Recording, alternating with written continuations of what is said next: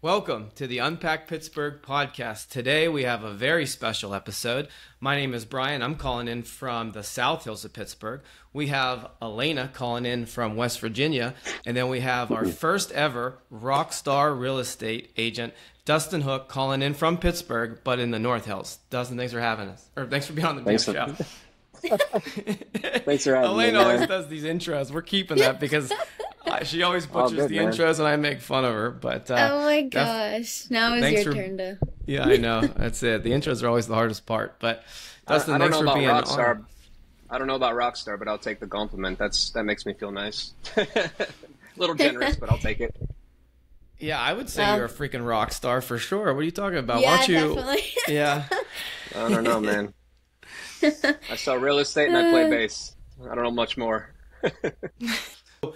For people who might not know you, obviously being a local to Pittsburgh, which is fantastic. This is a Pittsburgh, podcast, but you have your real estate here and then you're obviously on tour. But why don't you kind of just tell us a little bit about yourself in your own words to kind of kick it off? Sure. So yeah, my life, is, gratefully hectic. I love it. I have so much passion for my business here. Real estate's been pretty much a priority and primary source of my joy and happiness and day to day for the last 14 years. So I'm really grateful for that. I've definitely, as the years have progressed, taken up some new hobbies, if you will, and just different ways to keep myself balanced. But I mean, I don't know. I got into it in 2009 and just kind of hit the ground running with it. And I never expected it to, continue on this way, but I just absolutely love it. The relationships I get to build with it, I always talk about like with real estate, it's crazy because, when you work this long in it, you kind of feel like you're almost like an attachment to people's families at times. I worked with people 14 years ago buying their first small condo apartments, and now they're buying, multi-million-dollar mansions with their families of 3, 4, 5, 14, 15 years later. It's just crazy to see the progress of people's lives, and to get to be a part of that is really definitely a blessing, to say the least. That was a great intro. But yeah, I mean, I guess about me, I don't know. I'm like I said, I do love working. I love traveling. It's in my DNA for sure. I don't like to sit still, and I just like to be on the go. And I have a very blessed life to get to be able to balance the chaos as best as I can, and manage everything as best as possible, depending on tour dates, depending on business schedule and whatnot. But I have a great support system here in Pittsburgh, obviously, that helps me manage everything if I'm not physically present. But as we were talking about before we started, I'm here a lot more than I think people assume, just based on conversations with folks over the years. But it is what it is. I have my elevator speeches, and I just go with the flow. You're obviously super busy balancing all these things you do in your life and your hobbies. So what does a typical day in your life look like? So I'm on a major, we'll call it a quote unquote health bender in a good way. I'm familiar with some other benders. They're not the great ones, but yeah, I just I love running. That's more so for mental purposes up here. But day in the life, I do typically wake up and try to get myself up and out as quick as possible and moving. And that would usually be a run around North Park Lake, or a couple of the gyms that I go to. I've never had muscles in my life, honestly. I've always just been kind of tall, lanky, and thin. So I'm kind of going in that direction now and trying to actually gain some muscle mass. So that's more on the personal health side of things. But I do my best not to dig into my phone right when I wake up, because I've read enough on how kind of unhealthy and distracting that can be for just getting your day moving and getting your mind right for the day. So, I'm trying a lot of different things. I mean, I'll try anything twice. I just want to live healthy and, be more present with the people that, I get to be around each day, because, we're all capable of distractions. I'm, probably ADHD times 11. So I'm always just trying to keep myself focused and dialed into good and positive things and avoid the distractions as much as possible. But, never a clean, never a straight line, but always work in progress. So I do that. And then I'll hit the office if I don't have appointments, if I have appointments. So that's the thing with real estate, is that, in a given week, I might have a couple listing appointments. I might only have one. I might have a buyer that wants to look at one house. I might have a buyer that wants to look at 10 houses. So, my schedule does vary. I do try to time block a lot of things just to keep sanity and keep organization. The tricky and the misconception about real estate is that we just kind of run around with our heads cut off. And that's sadly a lot of agents do. And most start that way just because they don't understand how to run it like a business. But after so many years, you have to treat it like a business. You have to work on your business, not in the business. So, I'm constantly trying to grow, constantly trying to maintain the relationships.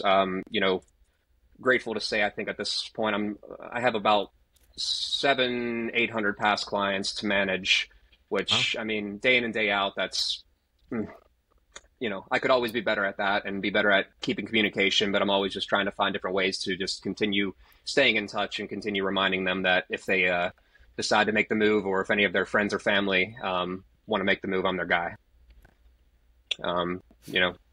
So that's a big part of my business, is just communication and maintaining relationships at this point. I do feel like I have the expertise and the finger on the pulse of our market always, just because I have to. But at this point, it's more so just letting people know that I'm going to be the best bet for them to represent them and, get them to the finish line.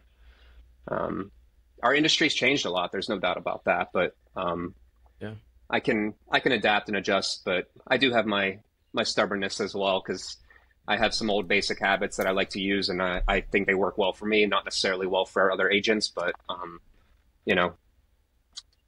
day in and day out, that's kind of it. And then I don't know, I'm pretty basic. I when I'm home in Pittsburgh, I live here in the North Adams Township, Cranberry area with my kitty cat, and that's about all I got. I'm a big cat guy. I noticed the cat on your Instagram. Actually, is it a boy or girl?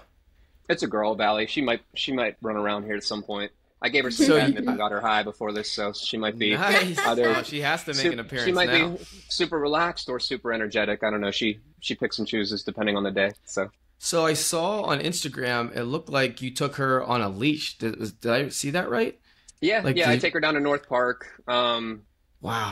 I live like 10 minutes from North Park, and they've got, I think, like 83 trails or something like that, so we can always get lost in there. And she likes those lines of just the dirt that like the bikes and runners create. So I think it just gives her like some sort of project. But yeah, she gets a little scared when bikes and people come running up, but she does well in it. A lot of my friends and folks that have seen that have tried it, and they say their cats just go limp and just collapse, and it doesn't work. But yeah, she enjoys it. I think she was meant to be outdoor. I have to try it. Yeah, give it a go. It's fun. Yeah, she also has a stroller, so needless to say, spoiled. The stroller, I feel like, would be the first thing I should try. The cats are indoor, so they're not even outdoor. Like, I take them out occasionally, but I was at the South Park concert series. South Park, it's out here in the South Hills, and there was just dogs everywhere. And I was like, my cat should freaking be here. Like, these dogs have it so good, but I'm afraid my cats might not take it well. Yeah, it's interesting to see how they interact. You just never really know. And some things that I think she'd be fine with, she's not. And others, like, she actually doesn't mind dogs. She's super curious about them, but it's more so like if she sees a bicycle coming, it's claws to the shoulder for me and the death grip. Yeah. So yeah, until they pass.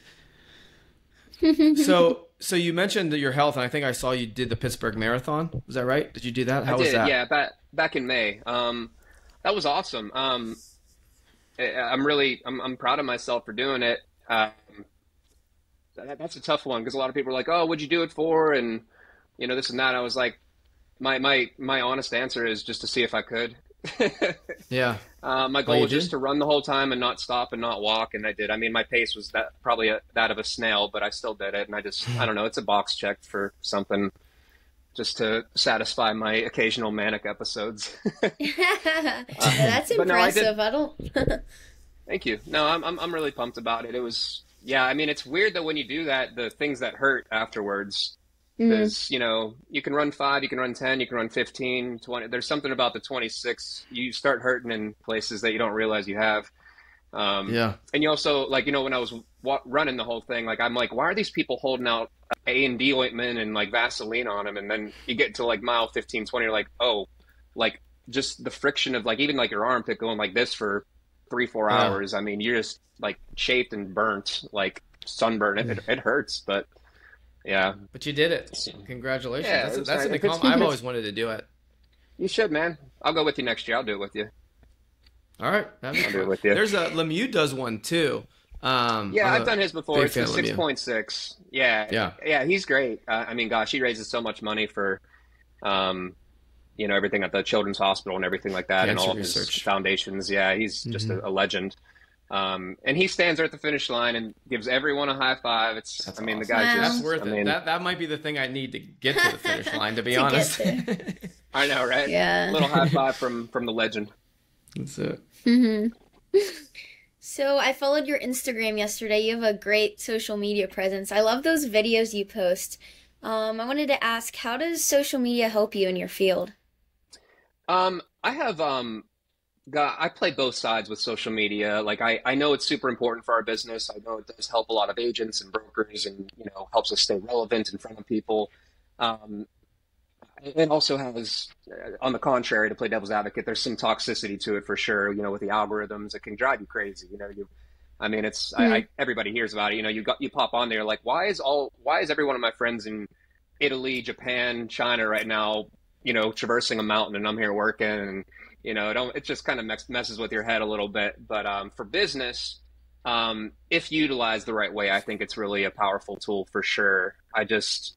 As I kind of mentioned briefly earlier, I tend to err on the side of basics, like making a phone call to my clients just to see how they're doing, how their family's doing, if they're thinking about moving, if any of their friends are, versus, but I do, of course, I spend a lot of money on these videos and, the marketing plans with every listing. So you might as well put it out there and let it sit and, promote it accordingly, because it does work and it does impact, the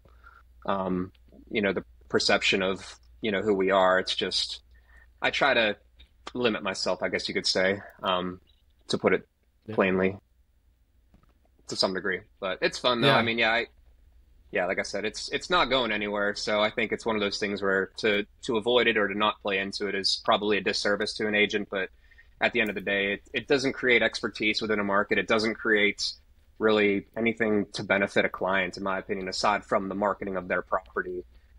So then from there, we're basically just marketing ourselves, which obviously that's important too. So, like I said, I utilize as much as I can of every different way of doing that, whether it's billboards, radio, commercials, social media, prints, even postcards still have an impact for me. I mean, I see ROI on postcards, still to this day, just because I've been sending them for 14 years every month to clients, and whether that's recipes or market updates or sports calendars. The funny thing are the sports calendars. Like 5 years ago, I do Penguins, Pirates, Steelers every year, but one season for one of the teams, I forgot to send it. And I didn't think people gave a shit about it. Or sorry, I swore, but I didn't think people really cared about the calendars. This is a swearing podcast. Oh, lovely. That's what I came for. I didn't realize that people really cared much about these sports calendars until I forgot to send them one season. I think it was a Penguin season. It might have been like when they had the lockout and all that. And so I was like, I don't even know if we're playing this year. But I had like 2 different clients that I hadn't talked to in quite some time. Shame on me. But they reached out and they're like, where's my calendar? I was like, oh my, people do care. They want it. It's just, I didn't know until they didn't get it. So they expect it. And it's really funny to show up at friends' houses here and there, just popping in, and they stick it on the fridge, and but also too, the key with that is, though, sometimes I'll go on listing appointments and I see other agents' sports calendars on their refrigerator, and I go, they're not getting the listing, I'm getting this listing. So I need to make sure I stay in front of my people instead of just sending calendars.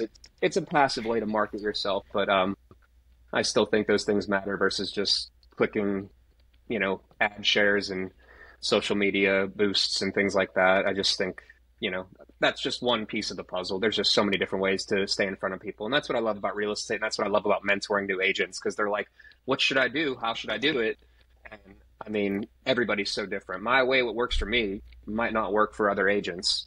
In fact, I know it doesn't for some, and for others, we operate really well together. And I feel like I'm a much better mentor to some than others, just based on how they like to operate their day to day and how they like to communicate with their clients.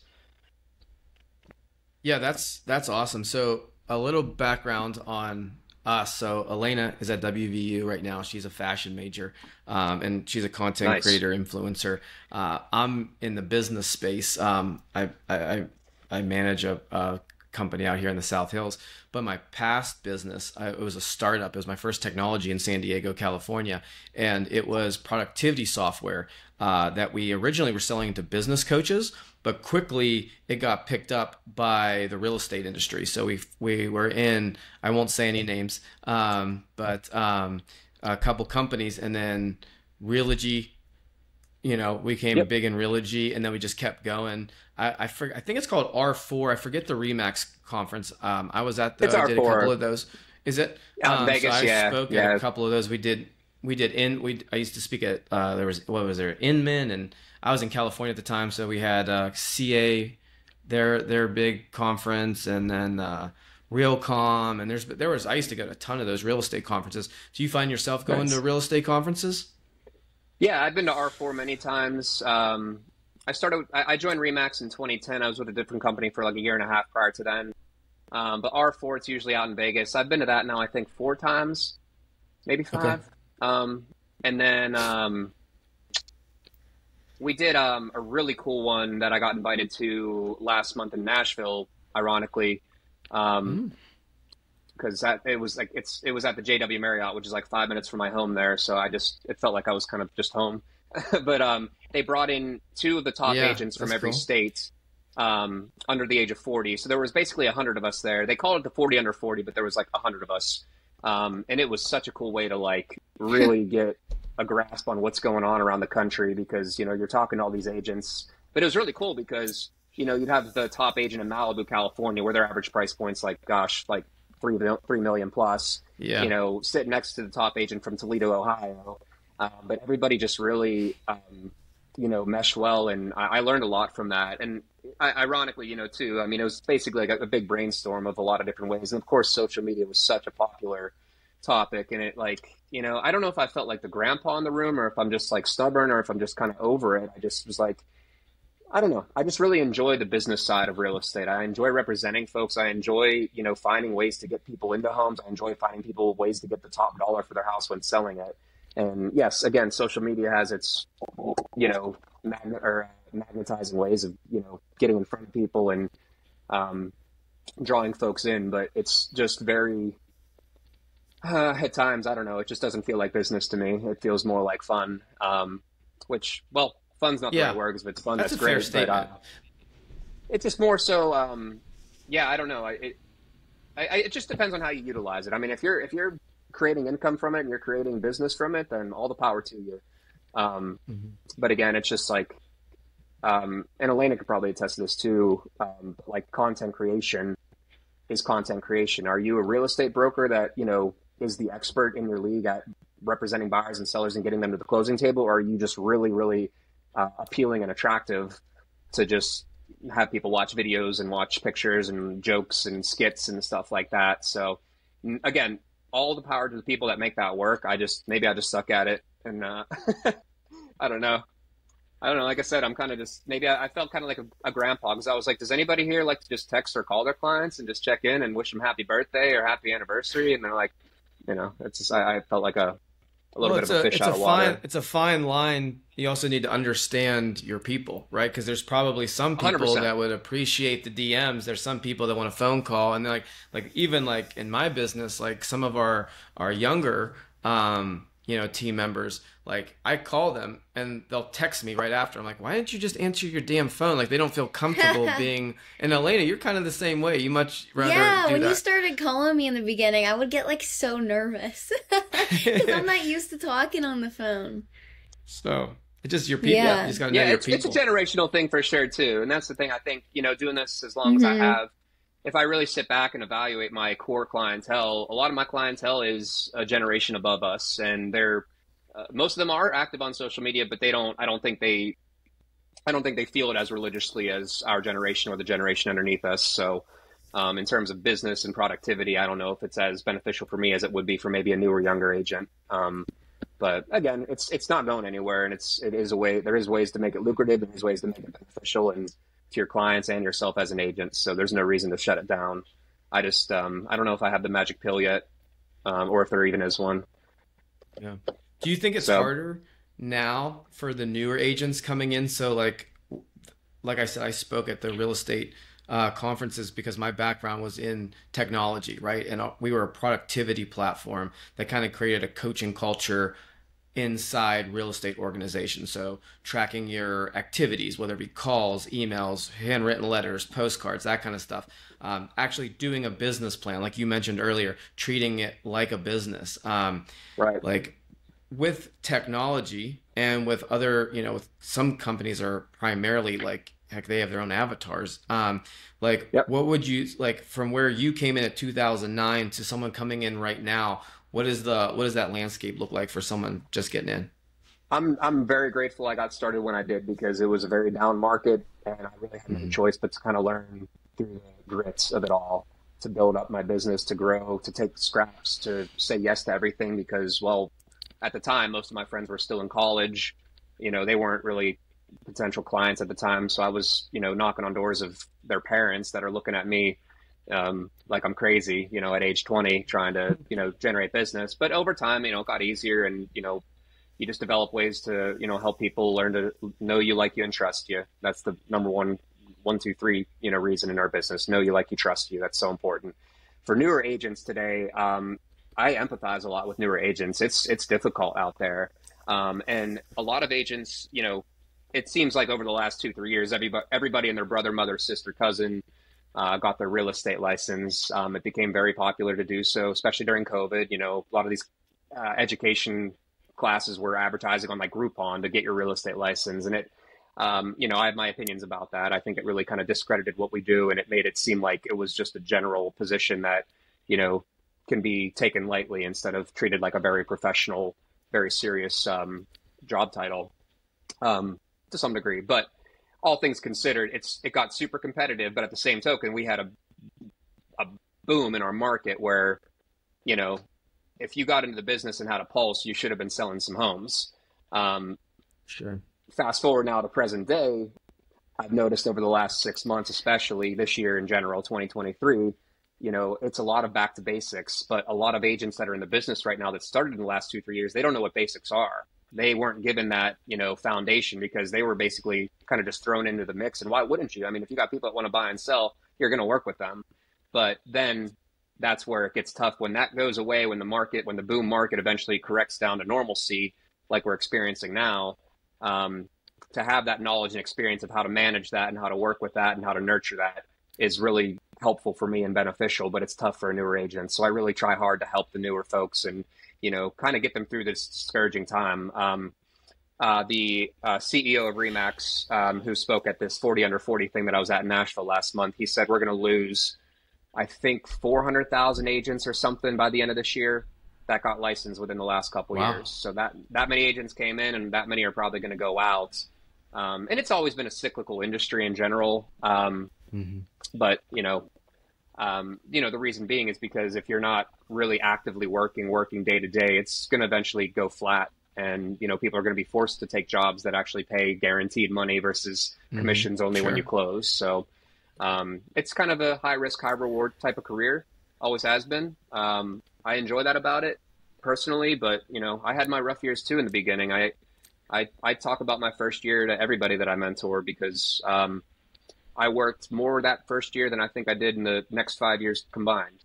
I was in the office at, 6, 7 a.m., suit and tie.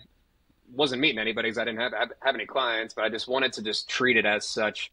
And I wanted to be the last one out of there every day. And just, again, I took scraps. And that first year, I mean, I cried to my dad on the phone the one day, like when I was like 6 months into it. I was like, what am I doing here? And he made a great point. He goes, go to any other industry.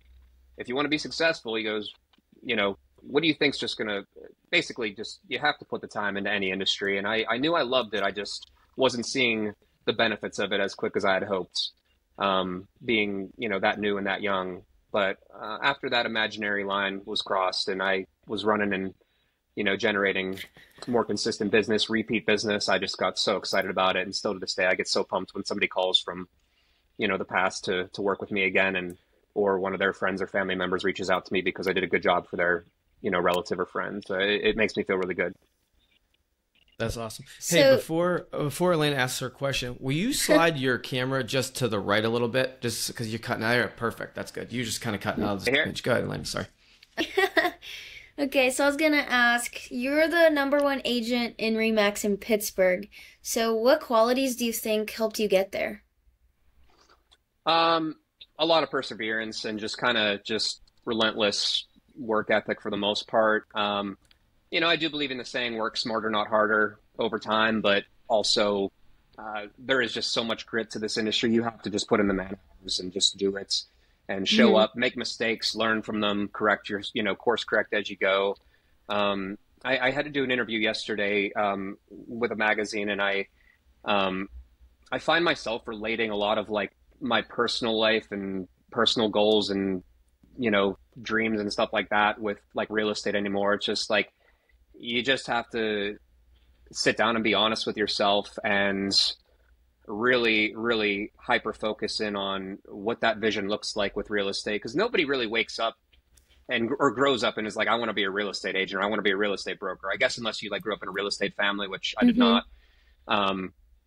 My family was a flower family. My dad was a florist. Oh, wow. But a businessman nonetheless. So that's been really helpful, over the years. But and I think that's been helpful for me. It's just time, effort, and just picking yourself up when you get knocked down, because it's there's a lot of no's that we get in this industry. It's inevitable, and not to be the generic self-help person, but every no is one step closer to the next yes. That's a very accurate statement and very true. And I've seen that over time. And also, no does not mean never. If somebody says no to you Mm-hmm. now, stay on them. A year from now, they might work with you. I've had people that took me 5+ years to actually convert them into a client. And, again, those are things that kind of just those little victories and stuff keep you going and keep you motivated. So that's a lot of the advice that I give a lot of the newer agents. And, some of the agents I'm mentoring currently, I'm really proud of them. They're going out there, they're showing some garbage properties, and they're in some not so great areas, but they're putting in the time. They're learning how to more so manage the client and manage the expectations and make their time worthwhile versus just opening doors. That's the biggest thing that frustrates me about our industry is a lot of agents, especially newer, and clients, unfortunately now, the perception of a real estate agent is, hey, just open this damn door, get me in, and I'll decide what I want to do from there. We have so much more to offer than that, or we should have so much more to offer than that. And I just get frustrated when people don't see all the different values that a good agent can offer them. So again, that's what I'm here for. And, like I said, it's always lessons learned over time, but I love it because every single day I see something new. I experience something new. Never a dull day in this industry. Yeah. I used to Yeah, it make seems it like it. when I would speak at the conferences, a lot of the times they were newer agents there, and sometimes Uh-huh. I did like a breakout session, and I would always use like a saying like the odds of there being a real estate agent in the family is really high. So like, what are you doing differently to get that business? Because you're like, if they choose you over their cousin, that's going to make holiday dinners very awkward. So like, what are you doing, whether it be Yes. through your marketing or be through your, like, you know what I mean? Like growing your SOI or sphere of influence as a real estate agent is obviously imperative. Door knocking, postcards, tours, caravans, all those things are essential in the business in some element. But it's like, what are you doing that sets you apart personally to have a connection with someone that they're going to choose you over a family member? I always used to say that because that's really kind of the game that you're in. Absolutely. I mean, it's inevitable that we're going to lose business to, again, new agents or family members or relatives of agents, especially the last 2 years. I mean, but it's also kind of a slight compliment. I have clients of mine that reach out and say, hey, I want to get my license. And I say, do it and I'll help you. I want to help people. There's the one Yeah. thing that a mentor of mine back when I was getting started 14 years ago, she said, Dustin, there's so much business to go around. And I just echo that to this day. There's so much business out there. And yeah, not everybody is going to stick. If nobody has 100% conversion rate. It's just impossible. It doesn't exist. Of course, we shoot for that. But as far as setting myself apart, you make a good point. Okay. I mean, I have an objection handle for that comment of, hey, my mother-in-law got her license. I really think I should use her. She's brand new, but she'll really help. And, I would never, my number one rule, though, I will say this, though, I never will ever speak negative on another agent in our industry. And that's something I think I really take a lot of pride in because this industry's gotten very dramatic. I think the TV shows, the social media, it's made our industry almost into kind of like a drama of sorts for people. And I'm like, this is a damn business. Yeah. But of course, I a lot of my business comes from folks that have had bad experiences and they're bashing their agents, or their previous agent, this and that. And like I said, my rule of thumb is I just focus on the forward. And I think a lot of folks that interview me can see that that's genuine and realize that my eye is on the prize, not the past, not the bad experience. I can empathize. I say, I'm really sorry you feel that way. I'm really sorry you had that experience. And 9 times out of 10, I know where that agent probably did go wrong, but it's not my job to sit there and, like I said, bash them or try to make them look bad in order to make myself look better. I got to make myself look good via the benefits that I can offer. So, when you say what sets me apart, again, the video work, the marketing plans, the 7-day-a-week contact, the full-time team that I have here to cover when I am or am not in town, just attention. People want attention and they deserve it, especially when they're paying a lot of money to employ us as their agent. So I pick up my calls, I answer texts, emails, etc., and I'm present. So that is something that really does set me apart, because a lot of folks, they don't take this job as seriously as they should. So that's just kind of a small one. But it is funny though when people bring up the family member.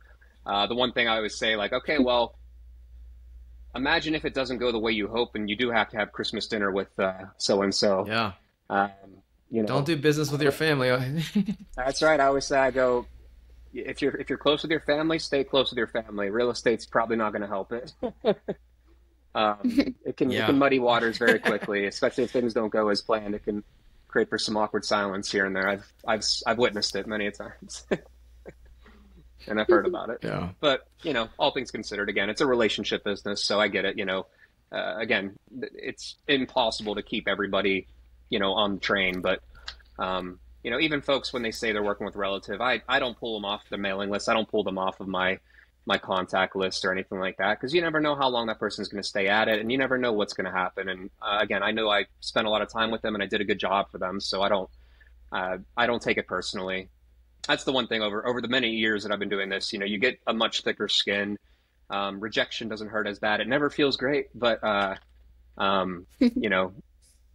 it's just a part of the process and a part of business. I'm a sensitive human being in general. So nobody likes, to hear things are not going the way they want them to, or somebody doesn't love or like them the way they wish they would. But, again, that's why there's 8 billion people.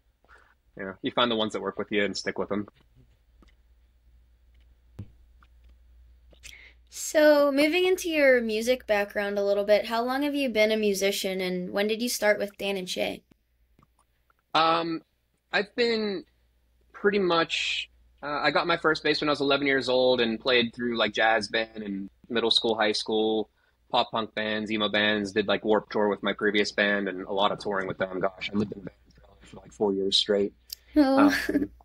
That was fun, in a van down by the river.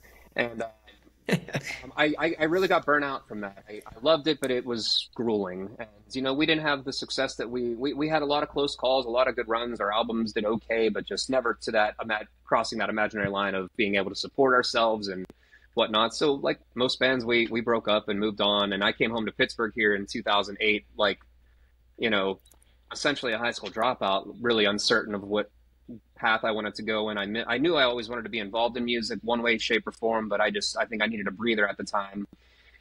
And I drove by Howard Hanna office here in Seven Fields, like 5 minutes from where I live, and a really sweet lady by the name of Kay Beers was there. She was the office manager at this time. I think she's still with corporate, but she helped me get my license there, and I just kind of ran with that. And but anyways, fast forward 5 years after that, Dan from Dan and Shay had called me, and he's been just a wonderful friend of mine since we were 10 years old, playing baseball, golf, music together, and we've been through a lot together. I love him like a brother, and I'm just very blessed that he continues to keep me a part of such a successful group. And I'm just, I don't know, I pinch myself. They're the most wonderful people. I consider them family.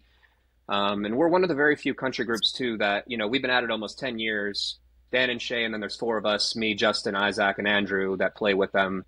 It's been the six of us since day one. So it's very much, like I said, a family. And it's tough when we're off the road. COVID was really tough on me, mentally with that. I just missed the hell out of them. And,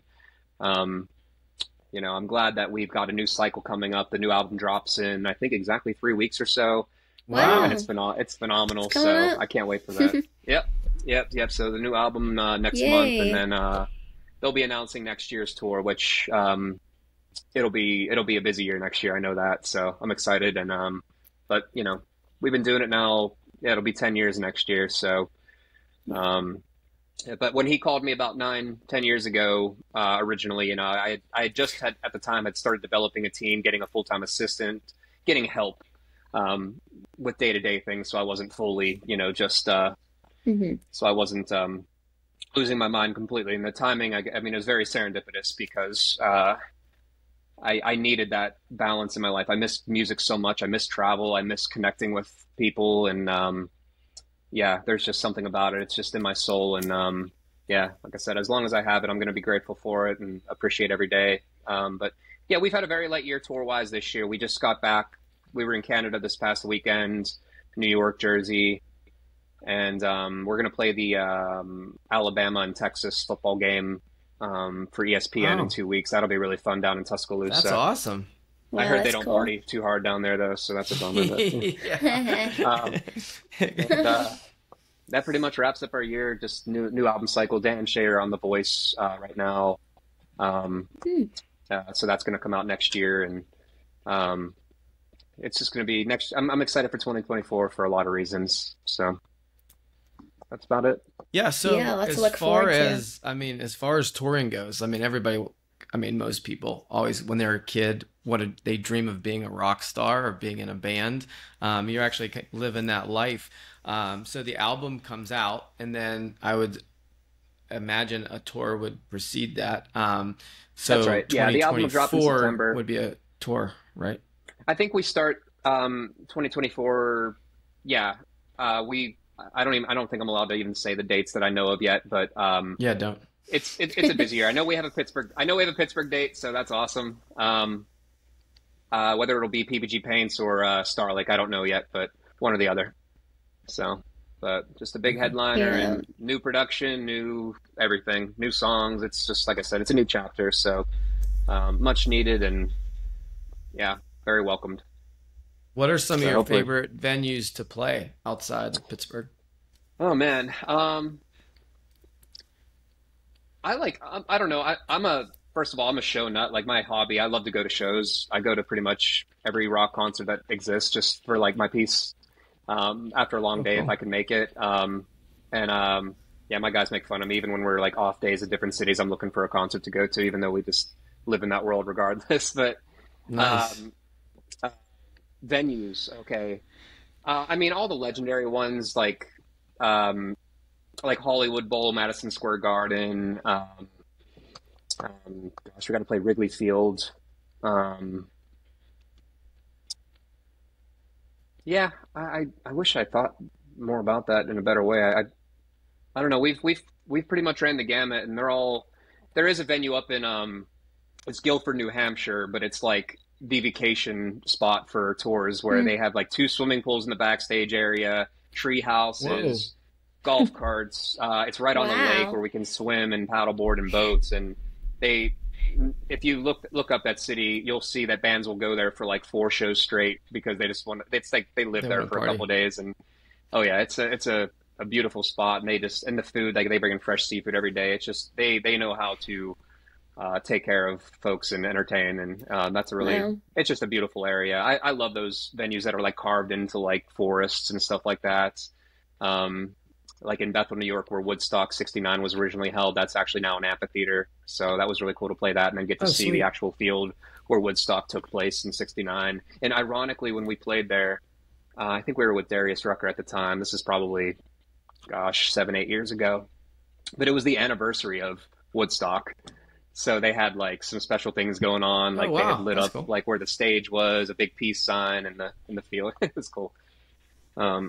But yeah, no, Darius is a big golfer. Oh yeah, he is a very good golfer and a very smart He's just, yeah, he's into athletics, man. He manages athletes now too, I think. Oh, that's sweet. But a total sweetheart. Him and Shay are very close. I know they play golf together a good bit, and I run into him every now and again. His band guys are super close with us just from that tour we did, and I stay in touch with them. They're good, great people. It's funny because, you know, being the opening act for artists like that years ago, it really kind of sets the example of, you know, when you eventually graduate to become the headliner of, you know, that's how you want to take care of the people that are opening for you. Yeah. And, you know, I'm grateful that we all have, I talk about like grit within real estate, you know, grit within the music industry is very important too. I mean, we've all paid our dues, and it's never a straight line up, but it's really a blessing to get to headline these venues now and get to take out the newer artists and support them, and, you know, see, you know, the look in their eyes seeing these venues for the first time ever. And, you know, for us, it might be our fourth or fifth time there. But it's still, like I said, it's never taken for granted. I'm never jaded by any of it. I'm not cynical by any means. I'm still kind of childish with it all. Like I said, I pinch myself sometimes, but, and the tough thing with music is you never know when it will end.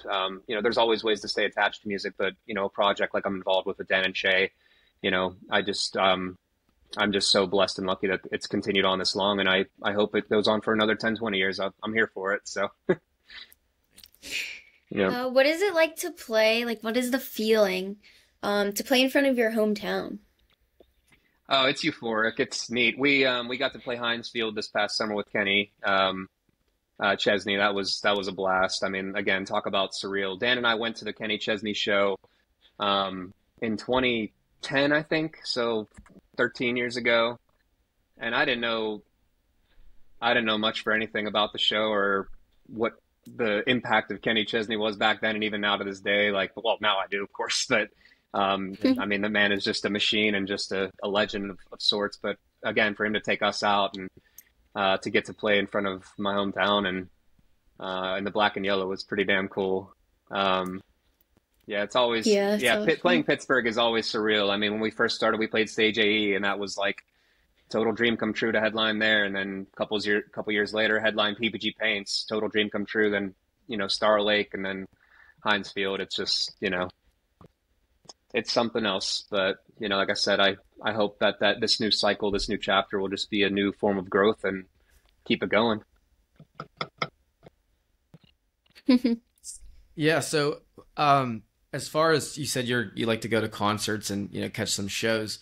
We have some great shows coming here. Like, I mean, I looked at my calendar. I'm seeing Bruce Springsteen twice. I'm seeing Brian Setzer. I'm seeing Rod Stewart this weekend. Oh, hell yeah. Who's like some musical influences, like whether it be from your youth or even now? Like, what? I mean, I'd be curious. Like, the 2-part question: influence when you're younger, and who are you listening to right now when you put your music on? Yeah, that's where I'm a bit against the grain. I grew up on metal and heavy rock and emo, and I mean, my parents took me to see Marilyn Manson when I was 11 years old, and also the Spice Girls same year. So I don't know. I don't discriminate. Hey, those are both iconic acts. Let's be real. Yep. One of them's not canceled, so I guess that's a win, 50-50. Yeah. But I don't know. I've always loved rock. I love theatrics. I think, you know, when I go to a show, I don't just want to hear music. I want to see a show.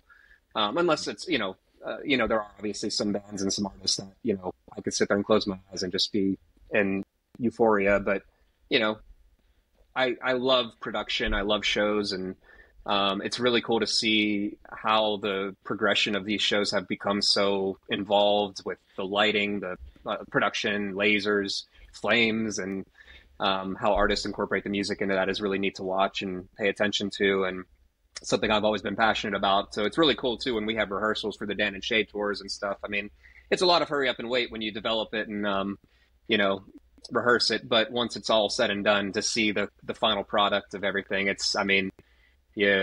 when you are a part of it and then you go and watch another artist do it, you realize how much goes into it, not just monetarily, but just the time. Also monetarily. I mean, these shows a lot of times cost millions of dollars a night, and they're very much in the red before they strike a chord.